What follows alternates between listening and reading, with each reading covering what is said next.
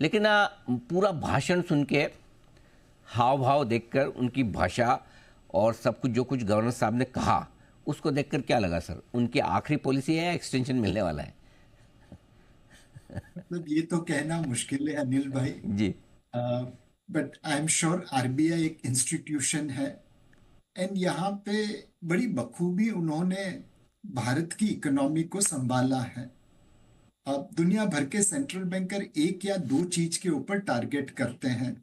New Zealand में inflation का target है, यूएस फेड में एम्प्लॉयमेंट का टारगेट है।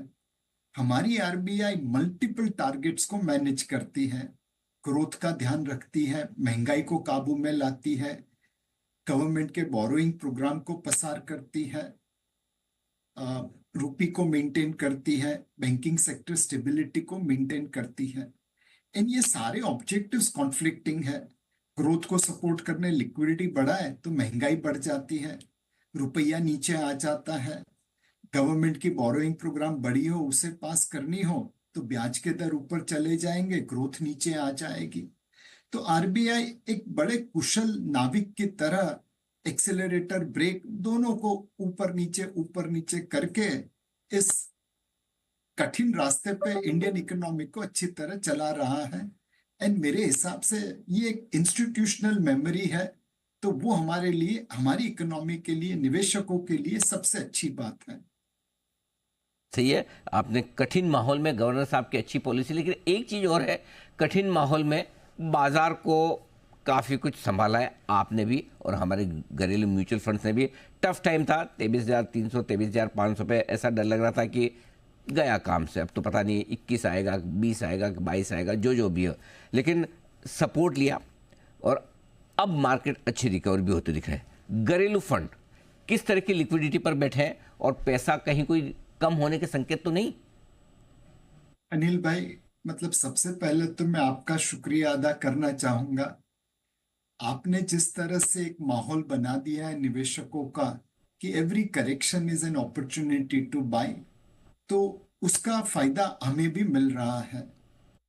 आज जब मार्केट गिरती है तो हमारे निवेशक डरते नहीं हैं, वो हमें हौसला अफजाई करते हैं कि आप खरीदते रहिए, हमें इंडियन इकोनॉमी के ऊपर भरोसा है। एंड एफपीआई अगर एग्रेसिवली बेचते तो हम तो और नीचे करके लेते। मार्केट में कोई किसी को एग्जिट नहीं देता, बट उन्होंने भी कंट्रोल सेलिंग की और अब वो भी धीरे धीरे बाइंग में लगे हैं। जब तक हम दुनिया की फास्टेस्ट ग्रोइंग मेजर इकोनॉमी है, जब तक हमारी कॉर्पोरेट अर्निंग्स ग्रोथ दूसरे देशों के सामने अच्छी रहेगी और जब तक हमारे गवर्नेंस स्टैंडर्ड अच्छे रहेंगे, तो ये कहना मुनासिब होगा कि सुबह का भूला शाम को घर लौट आएगा। और इस बार तो शायद मॉडिफिकेशन करना पड़ेगा, सुबह का भूला दोपहर को ही घर लौट आया है। बिल्कुल ठीक बात है, लेकिन क्या ये लगता है कि मामला जो है फिर से लौटने का, ये और आगे बढ़ेगा? साल का अंत है, नए साल की शुरुआत है, क्या भारत के लिए एफआईज की तरफ से और ज़्यादा पैसे आने की उम्मीद रखनी चाहिए? मेरे हिसाब से हाँ अनिल भाई। अब देखिए, साउथ कोरिया जैसी इकोनॉमी, मतलब डेवलप नेशन है, हालांकि उसे इमर्जिंग मार्केट में काउंट करते हैं, वहां पे पॉलिटिकल टर्ब्यूलेंस हो गया। रशिया लोगों की निवेश के घेरे के बाहर है। ब्राजील, साउथ अफ्रीका में भी लोगों को बहुत सारी अनिश्चितों का सामना करना पड़ रहा है।